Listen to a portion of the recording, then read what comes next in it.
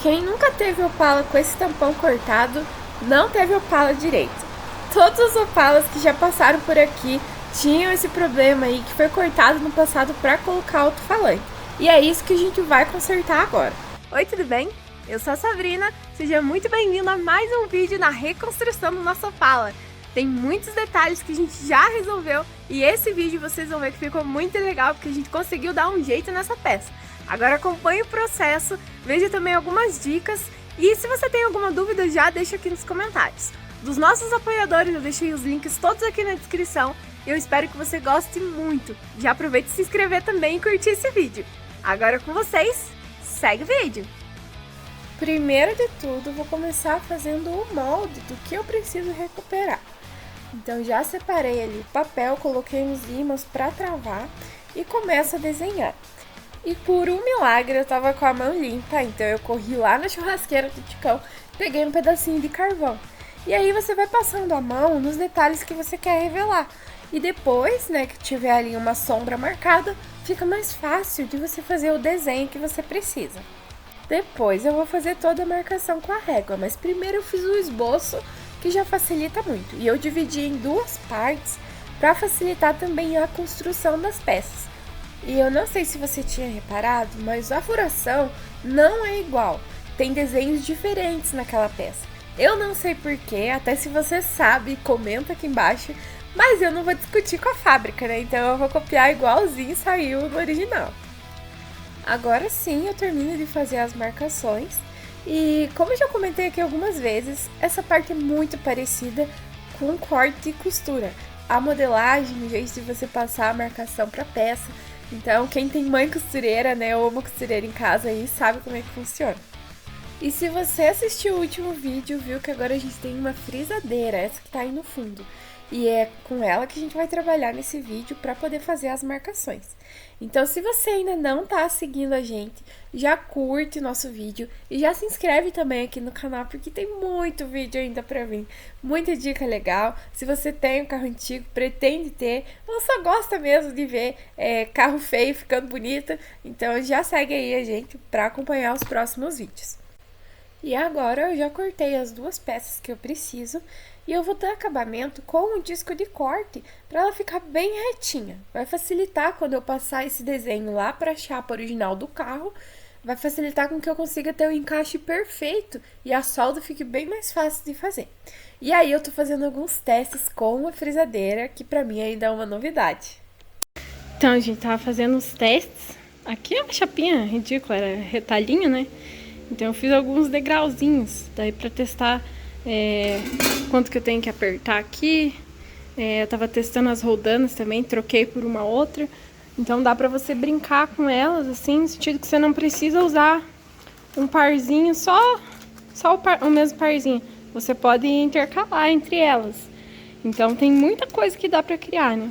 E também tem algumas outras opções, como essa rodana aqui que é de PU.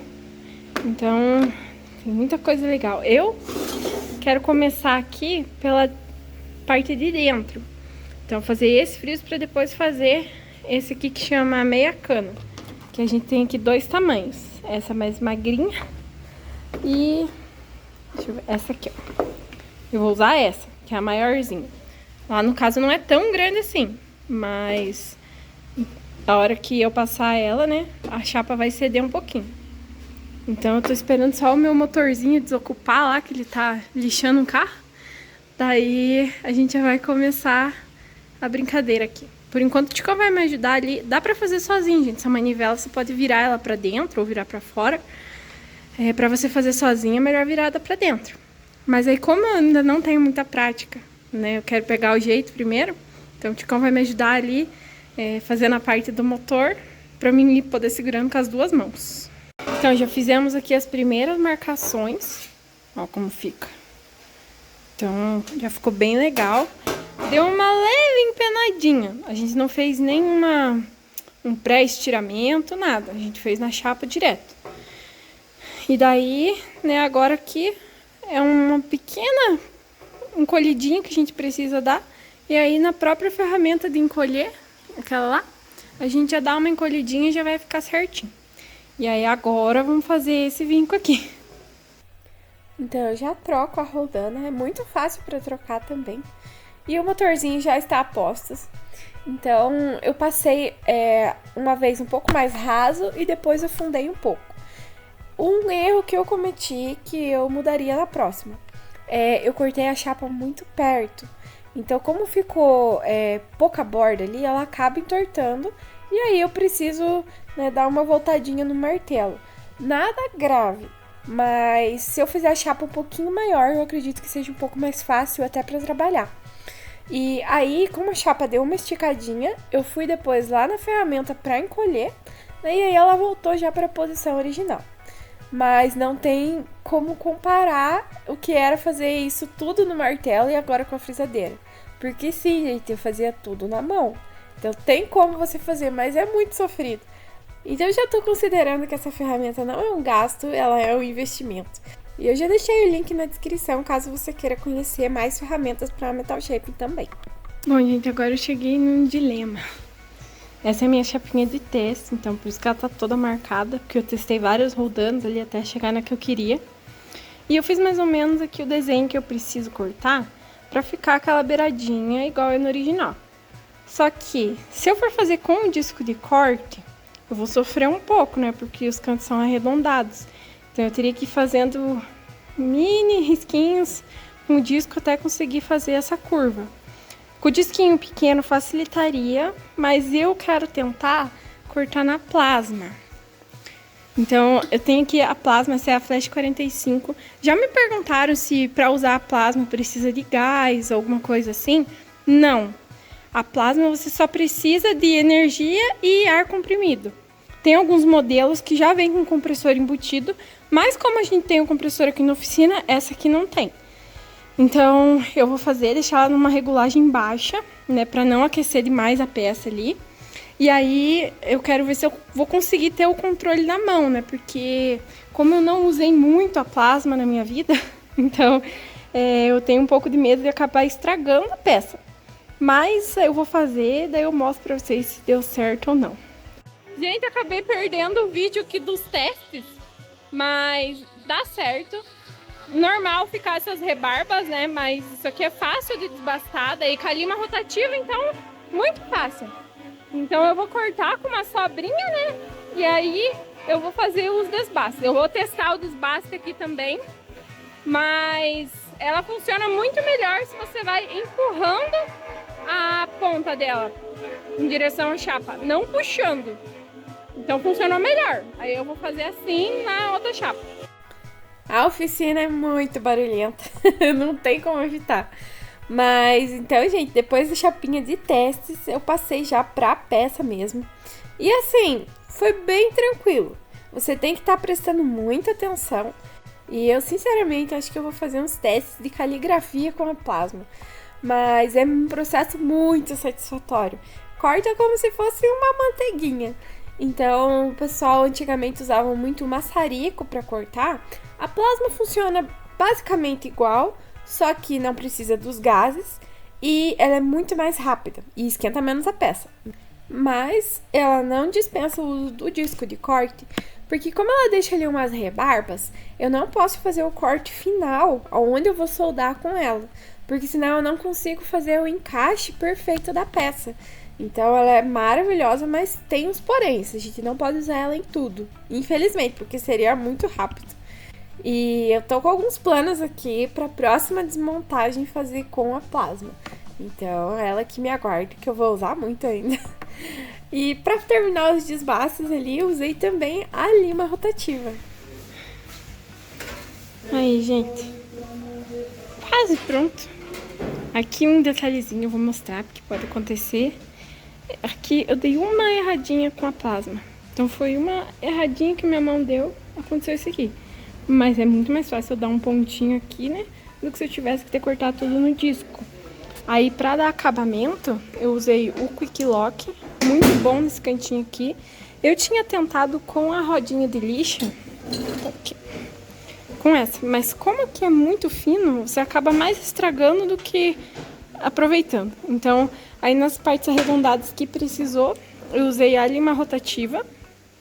Mas daria também para ter dado acabamento com esse disquinho aqui. Mas por enquanto, né, eu usei o Quick Lock e a lima. Pra limpar aqui eu usei o flap polidor. Tudo isso aqui é da Disflex. E daí, né, agora eu vou colocar no carro pra ver se falta aí mais algum ajuste, se eu tenho que cortar a mesma parte. Mas o pior tá feito. Aí eu fui lá no carro e testei pra ver exatamente a medida que eu precisava deixar. E aí eu tô fazendo isso com o disco de corte, como eu já falei, pra ficar bem retinho e facilitar, né, a solda ficar bem encontradinha. Então aí já com o riscador marco no lugar e agora sim vamos resolver esse BO. Que eu acredito que foi muito útil pra botar o somzão na pala, né? Mas, gente, se alguém imaginasse o trabalho que ia dar pra arrumar, eu acho que ia ter feito um corte pelo menos mais bonitinho. E falando em bonitinho, vocês não acham que o Opala tá ficando lindo? Mesmo ele não tendo sido muito gentil com a gente, porque onde a gente achou que tava bom, não tava, e onde a gente achou que tava feio, tava pior, né? Ele tá dando um baita trabalho, mas eu tô ficando muito feliz com o resultado. Então, daqui a alguns dias a gente vai ver esse Opala já todo preto, liso. E quem tá acompanhando também, a preparação tá rolando ao mesmo tempo que eu tô resolvendo esses probleminhas aí. No último vídeo a gente teve a preparação da lateral e fique atento que nos próximos dias a gente vai ter live também, respondendo mais algumas dúvidas sobre a preparação. Então já aproveita e se não tá inscrito, agora é a hora. Aí agora continuando o serviço, vocês estão vendo que eu tô ponteando toda a peça com a solda MIG primeiro. Ela facilita um pouco esse trabalho, porque você precisa só de uma mão livre para usar a solda e a outra você consegue segurar a peça na posição que precisa. Dá para fazer só com a solda TIG, mas é um pouquinho mais demorado, você tem que trabalhar muito com os alicates, então acaba sendo mais fácil a gente fazer esse processo. Aí eu já desbastei, porque eu provavelmente vou precisar rebater para a chapa ficar bem certinha. E agora, né, eu venho fazendo o processo de soldagem com a TIG. Aí eu tô adicionando um arame, ele é bem fininho, é o arame que a gente usa na solda MIG, mas ele facilita muito o acabamento, porque a solda TIG tem essa vantagem de você não precisar adicionar material, mas eu tenho essa opção de colocar também, né, e facilitar, acelera o processo, né, a solda fica até mais bonita. E é por isso que eu tô fazendo assim. Tem uma pergunta que me fizeram esses dias que eu acho até importante responder, é sobre se os gases da TIG e da MIG são inflamáveis, igual é o acetileno que a gente usa no maçarico. E não, gente, a gente não precisa dos gases para abrir o arco nessas soldas. Na MIG e na TIG, os gases são para proteção. Então, eles servem como proteção da poça de fusão, né? Eles expulsam os gases externos que atrapalhariam a solda. Então, essa é a função deles, é proteção. Então, não precisa se preocupar que eles não vão pegar fogo. E se você trabalha com isso, ou tem vontade, por hobby, de ter uma solda em casa e tem alguma dúvida que eu posso te ajudar, comenta aqui. Quem sabe eu posso fazer um vídeo sobre isso, explicando bem, né, como funcionam alguns processos e também dando algumas dicas aí que possam te ajudar na funilaria. O nosso objetivo aqui no canal sempre foi mostrar como é o serviço de verdade, nem facilitando demais e nem dificultando demais, mas mostrando como ele funciona. Como vocês podem ver, a posição aí para trabalhar com funileiro nem sempre ajuda. Foi um trabalhão ficar de joelho aí para soldar, mas no final é muito prazeroso. Então pode comentar aí que eu vou tentar te ajudar. E, gente, falando em comentários, eu sempre falo isso, mas os comentários de vocês motivam muito a gente aqui a continuar gravando vídeos, mostrando nosso trabalho. Então não parem, por favor, coloque aí o que você tá achando, se é bom, se é ruim, coloque também, que a gente quer saber. Aí, agora, terminando já essa parte, eu fiz o desbaste de toda essa solda com o disco flap zirconado da Disflex. Ele é excelente para desbastar pontos de solda e solda corrida, assim como a TIG. E essa era uma peça que estava me incomodando muito. E agora tá aí, gente, resolvido. E aí, gente, gostaram do resultado? Olha só como é que tava, como é que eram as peças de hoje. E agora aqui como ficou. Então, fiquei bem feliz com o resultado. Foi um pouquinho mais trabalhoso do que eu imaginei. A posição aqui não facilitava muito para soldar, Mas eu gostei muito do resultado. Agora só falta ali alguns leves ajustes, né? Alguns desbastezinhos que ainda faltam. E aí eu vou lixar e aplicar um fundo epóxi. Mas isso daí vocês vão ver pronto daí no outro vídeo. Aí eu quero mostrar também para fazer isso. Então foi aqui a MIG Explorer, né, 200. Ela é sinérgica, então ela facilita muito o processo de soldagem, porque ela regula a máquina praticamente sozinha. Então aqui, ó, vocês podem ver, ó, eu escolhi o modo sinérgico. Dá para ser no manual também, mas o sinérgico já calcula os parâmetros aqui. Então eu escolho o material, o tipo do gás, o arame, 2 tempos, a espessura, né, da chapa e pronto. Ela tá regulada aqui. Você ainda pode fazer um ajuste fino, né, dentro desse parâmetro. Então é muito fácil mesmo.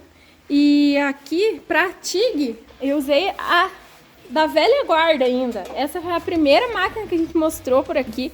É uma Weld Vision das antigas. Então ainda não chegou a nossa TIG nova, mas essa aqui, né, ela funciona muito bem, mesmo já tendo quebrado alguns botõezinhos dela, porque essa daí já deve ter uns 15 anos. Mas muito boa. Então daqui uns dias a gente vai trocar ela, mas por enquanto, né, ela tá servindo muito bem. E é isso, gente. Espero que vocês tenham gostado do vídeo, gostado do resultado. Comenta até aqui o que você achou. Muito obrigada por estar até o final aqui com a gente. E aguarde que nos próximos vídeos vamos ter grandes avanços. Não mostrei tudo nesse vídeo, então aguarde que no próximo vai estar muito legal. Tá bom? Então muito obrigada, tudo de bom pra você e até o próximo vídeo.